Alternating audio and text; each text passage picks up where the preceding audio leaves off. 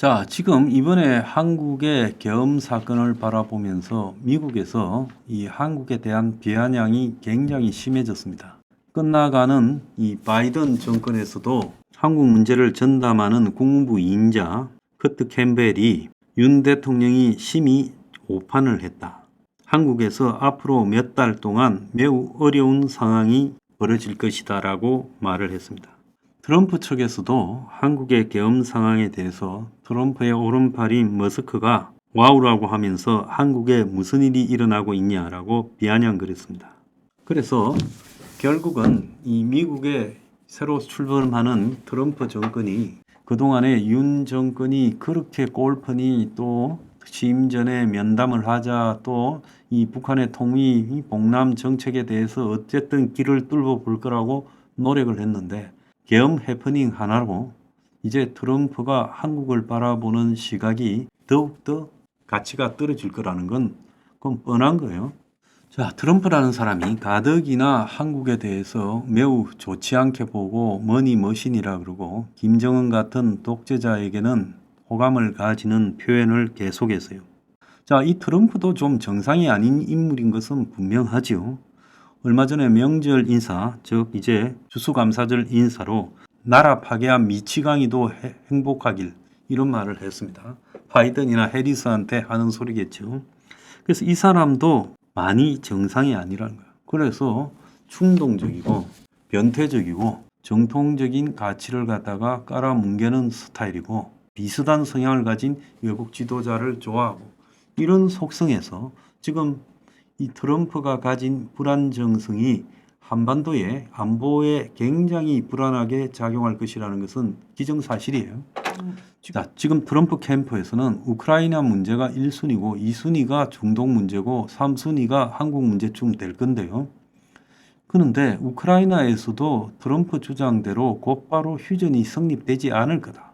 나토 가입 20년 안 하고 뺏긴 영토 다 던져주고 그 푸틴이 주장하는 것과 똑같은 휴전 조항을 우크라이나에 강요하면 젤렌스키나 우크라이나 국민들이 죽었으면 죽었지 패배하더라도 그런 조항에는 합의하지 않겠다 해서 전쟁이 상당 기간 더 오래 진행되고 그렇게 되면 자신이 대선 승리하면 취임 하루 만에 우크라이나 전쟁을 휴전시키겠다라고 한 말이 처음부터 관철이 되지 않으면서 망신살이 돋을 겁니다.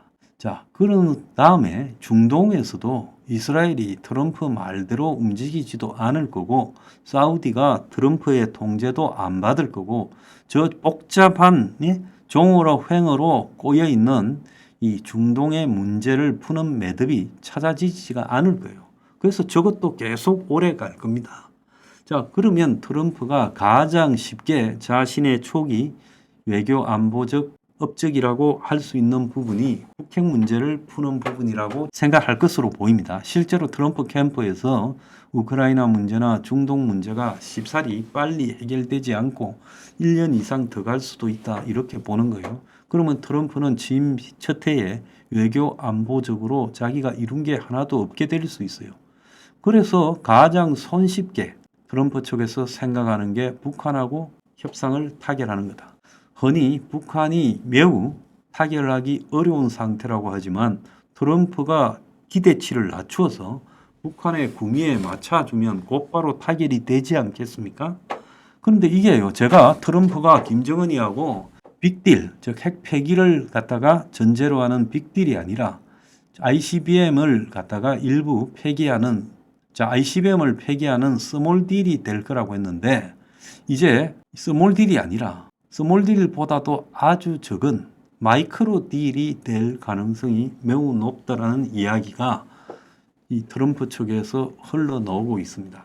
지금 국민이요, 계엄이니 내란이니 탄핵이니 눈이 멀어 있는 반에 한국의 안보에 중대한 위기가 곧바로 와버릴 수 있어요. 지금 윤 정권이 거의 식물화되어 버렸고 트럼프가 1월 달에 취임하면 내년 상반기 중에 한국의 정권이요, 거의 무정부적 상태에서 흘러갈 거예요. 이런 혼돈 속에서 대처할 능력을 상실한 상태. 지금 외교부나 주미 대사관이나 국정원이나 이런 상황에서 뭘 할 수 있겠습니까? 그리고 윤이 지금 뭐 적극적으로 지시를 내릴 형편도 아니에요. 자기 임기도 언제까지 갈지 모르는데 지금 미국에서도 한국하고 뭐 해구산 확장 억제 부분에 대해서 토론하기로 했다가 연기해 버리지 않았습니까? 그래서 지금 힘이 빠졌다라는 건 세계가 다 아는 거고, 그래서 스웨덴이나 일본의 총리들도 오기로 했다가 다 연기해 버린 거 아니에요? 지금 윤하고 회담한다라는 것 자체가 우습게 돼 버린 거죠. 아마 당분간 만나러 오는 외국 정상들은 없을 거고 윤이 또 외국에 나가기도 어렵게 돼 버릴 거라고 봅니다. 자, 이 속에서 지금 트럼프가 이제 마이크로 딜은 뭔가 하면 북한이 ICBM을 시험하기 위해서 발사하는 것을 일치 안 한다. 그래서 북한이 ICBM을 가지고 있는 건 좋은데, 자, 그거를 쏘지 않는다라는 수준에서 마이크로 딜을 할 거다. 충격적이지 않습니까? 워싱턴에 있는 주미 한국 대사관은 통미 봉남을 막는 게 핵심이라고 혈안이 돼 있을 건데, 그런데 이런 것들이 다 이제 막을 수 없게 됐어요. 그래서 통미 봉남이 실현될 거예요. 즉 북한이 미국과 직접 거래하고 한국은 거기 끼어들지 못하게 한다라는 그 정책이 관철될 수밖에 없는 상황이 한국의 정치적 구조에 지금 변화로 생겨버렸다는 겁니다.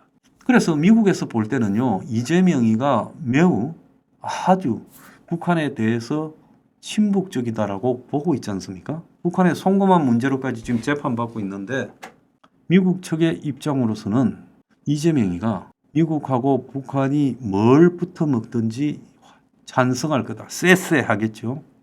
그러니까 한국이라는 걸림돌이 나서서 트럼프의 이 북한 장사에 죄를 뿌리지 않을 거다라고 보는 거죠. 자, 이렇게 돼버리고 나면 이제 트럼프가 김정은이의 구미에 맞춰서 핵과 관련한 가장 낮은 수준의 마이크로 딜을 하게 될 것이다. 그러면서 트럼프 측은 더 이상 북한이 ICBM을 발사하지 않을 것이다.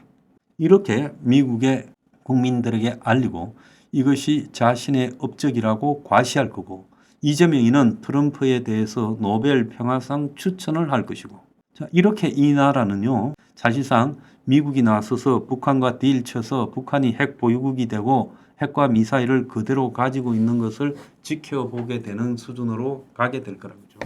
자, 이거는 우리가 기대하는 최대의 막장극이 미국 사이에 벌어지는 거고, 우리는 거기에 아무런 역할도 하지 못한 채 이제 상황을 방관하게 될 거라는 거예요.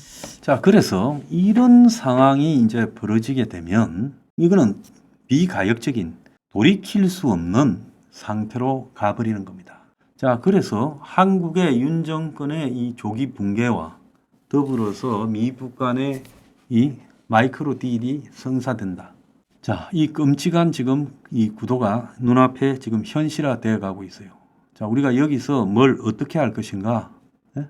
지금 전부 정치판에 이 관심이 쏠려 있고, 그렇지만은 진짜 핵무장을 하자고 이제야말로 광범위한 국민적 동의가 이루어져야 된다는 거예요.